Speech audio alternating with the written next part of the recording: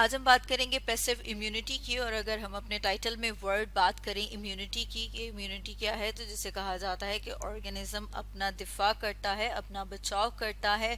मतलब ये कि ऑर्गेनिज्म की वो एबिलिटी जिसमें वो कहते हैं कि रेजिस्ट कर सकता है किससे, किसी भी डैमेज से, किसी भी नुकसान से। और वो डैमेज या नुकसान किससे हो सकता है? कोई भी फॉरेन सब्सटेंस, फॉरेन पार्टिकल, जैसे कि कोई भी माइक्रो ऑर्गेनिज्म कहा जाता है इतने small organism, micro mean small, जिन्हें कि हम आम आंख से नहीं देख सकते, जिसको देखने के लिए माइक्रोस्कोप की ज़रूरत पड़ती है। इसी तरह से हम देखते हैं कि कुछ माइक्रो ऑर्गेनिजम्स जो हैं वो जहरीला मादा रिलीज करते हैं, मतलब ये कि वो कोई टॉक्सिन रिलीज करते हैं, और वो टॉक्सिन क्या करता है? वो भी नुकसान पहुंचा सकता है।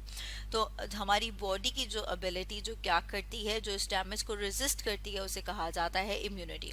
उसमें हम बात करेंगे पैसिव इम्यूनिटी की। और पैसिव इम्यूनिटी कौन सी वाली इम्यूनिटी है? जिसमें हम कहते हैं कि हमारी बॉडी के अंदर हम कहते हैं कि प्रिपेयर्ड एंटीबॉडीज या फिर सेंसिटाइज्ड लिम्फोसाइट्स जो हैं वो इंजेक्ट किए जाते हैं किसी दूसरे ऑर्गेनिज्म से। तो उससे जो इम्यूनिटी डेवलप होती है उसे कहा जाता है पैसिव इम्यूनिटी।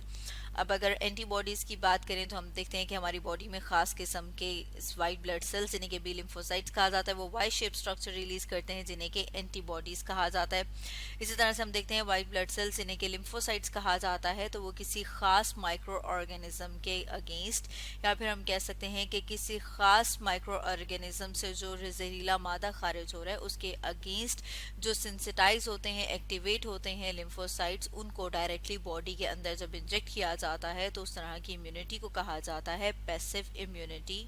इस तरह से हमारी बॉडी को इमीडिएट प्रोटेक्शन मिलता है। मतलब ये कि फौरन से हमारी बॉडी जो है उन एंटीजन या माइक्रो ऑर्गेनिजम्स के खिलाफ इम्यूनिटी डेवलप कर लेती है। जैसे यहाँ पर हम डायग्राम में देख रहे हैं पैसिव इम्यूनिटी, जिसमें हम कह रहे हैं कि सीरम, जिसमें क्या होगा? एंटीबॉडीज। या फिर हम बात करें यहाँ पर जैसे हम टेस्ट ट्यूब में देखें तो क्या मौजूद है? वाई शेप स्ट्रक्चर, जिसे कि एंटीबॉडीज कहा जाता है।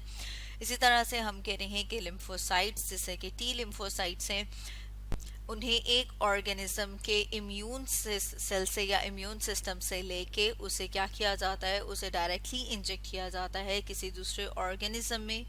जैसे यहाँ पर हम अपनी इस डायग्राम में देख रहे हैं कि अब इसमें पहले से उस खास एंटीजन या फिर हम कह रहे हैं कि उस खास माइक्रो ऑर्गेनिज्म के खिलाफ पहले से सेंसिटाइज लिम्फोसाइट, और इसके साथ साथ हम देख रहे हैं कि एंटीबॉडीज मौजूद हैं। अब जब ये एंटीजन या फिर हम कह रहे हैं कि ये माइक्रो ऑर्गेनिज्म एंटीजन कहा जाता है किसी भी फॉरेन पार्टिकल को, किसी भी डिजीज कॉजिंग एजेंट को, कोई भी फॉरेन पार्टिकल जब बॉडी में एंटर होता है तो फिर वो क्या करता है? वो इम्यून सिस्टम को एक्टिवेट कर देता है। लेकिन यहाँ पर हम देख रहे हैं कि इस खास किस्म के माइक्रो ऑर्गेनिज्म या इस खास किस्म के एंटीजन के खिलाफ बॉडी में पहले से ही क्या मौजूद है? एंटीबॉडीज, या फिर हम कह सकते हैं कि सेंसिटाइज लिम्फोसाइट्स मौजूद हैं। अब जैसे ये बॉडी में एंटर होगा, ये इसको अपने साथ बाइंड कर लेंगे और बाइंड करके इसको डिस्ट्रॉय कर देंगे, इसको किल कर देंगे, और जो एनिमल है वो रिकवर कर जाएगा, और उसमें हम देख रहे हैं कि वो डिजीज डेवलप नहीं होती। तो इस तरह की इम्यूनिटी, जिसमें हम कह रहे हैं कि पहले से क्या किया जाता है? एंटीबॉडीज को इंजेक्ट किया जाता है या फिर सेंसिटाइज लिम्फोसाइट्स को इंजेक्ट किया जाता है, उसे कहा जाता है पैसिव इम्यूनिटी। और इसमें हम देख रहे हैं कि एंटीजन जो है वो बाद में एंटर होता है बॉडी में, और उसके खिलाफ पहले से इम्यूनिटी जो है वो डेवलप कर दी जाती है, या हम कह रहे हैं कि उसको इम्यून कर दिया जाता है उस एंटीजन के खिलाफ। लेकिन इसके साथ साथ हम देख रहे हैं कि इस तरह से जो प्रोटेक्शन प्रोवाइड की जाती है, मतलब इस तरह से जो ऑर्गेनिज्म को इम्यून किया जाता है, वो ज़्यादा लंबे अरसे तक नहीं होता, वो कुछ हफ्तों तक रहता है। अगर हम उसकी रीज़न की बात करें कि क्या वजह है कि वो ज़्यादा अरसे तक इम्यून नहीं रहता, तो उसमें हम देखते हैं कि जो एंटीबॉडीज़ हैं उनका ब्रेक डाउन किया जाता है बॉडी के अपने नेचुरल प्रोसेस से। तो देख रहे हैं कि जो एंटीबॉडीज़ है, जब उनका नंबर इस तरह से डिक्रीज़ हो जाएगा, तो जब एंटीबॉडी का नंबर डिक्रीज़ हो गया या एंटीबॉडीज़ ख़त्म हो जाएंगी, तो इसका मतलब है कि वो जो प्रोटेक्शन है वो भी ख़त्म हो जाएगी, क्योंकि हमने बॉडी के अंदर जो है वो पहले से बनी हुई एंटीबॉडीज़ जो है वो इंजेक्ट की थी। अब इसके साथ साथ अगर हम टाइप्स की बात करें कि पैसिव इम्यूनिटी की कितने टाइप्स हैं, तो उसमें हम सबसे पहले देखते हैं कि पैसिव इम्यूनिटी की दो टाइप्स में फर्स्ट जो है वो नेचुरल पैसिव इम्यूनिटी है।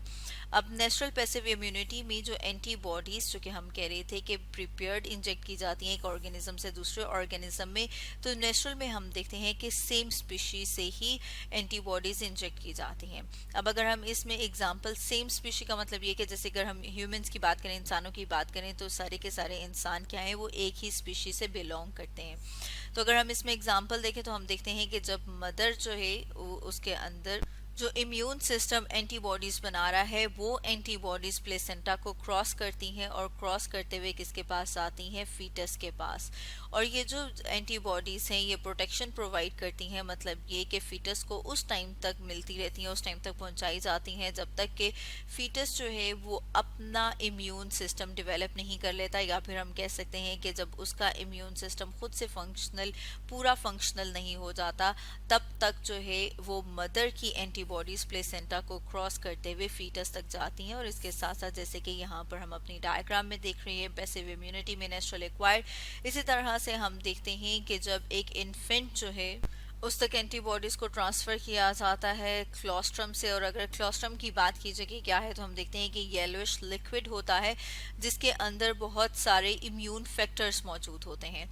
और ये जो हम कह रहे हैं कि येलोइश सा लिक्विड है, ये फीमेल मैमल जो है उसके मेमोरी ग्लैंड से सिक्रीट होता है, जो कि बर्थ से कुछ अरसा पहले और कुछ अरसा बाद तक जो है वो रिलीज होता है। और इसमें भी इम्यून फैक्टर्स जो मौजूद हैं वो इसीलिए मौजूद होते हैं ताकि जो कि हम देख रहे हैं कि इन्फेंट है उसके इम्यून सिस्टम के फुली डेवलप होने तक उसको प्रोटेक्शन प्रोवाइड करे।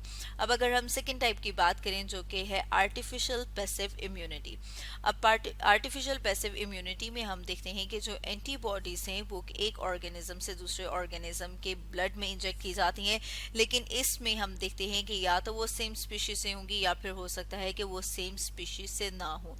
तो उसमें अगर हम एग्जाम्पल की बात करें कि किस तरह से, तो उसमें हम देखते हैं कि टेटनस या फिर हेपेटाइटिस से लड़ने के लिए, मतलब ये कि उनके उसके खिलाफ बचाव के लिए जो एंटीबॉडीज हैं, जो हम कह रहे हैं कि स्पेसिफिक एंटीबॉडीज, उन्हें किन में कल्चर किया जाता है, उन्हें हॉर्सेस में, मतलब ये कि घोड़ों में, और फिर फर्दर जब वो एंटीबॉडीज वहाँ पर बन जाती हैं, डेवलप हो जाती हैं, तो उनको वहाँ से लेके ह्यूमन के, इंसान के ब्लड में इंजेक्ट किया जाता है। तो इस तरह की जो एंटीबॉडीज हैं ये उस ऑर्गेनिज्म को बचाती हैं टेटनस और हेपेटाइटिस से।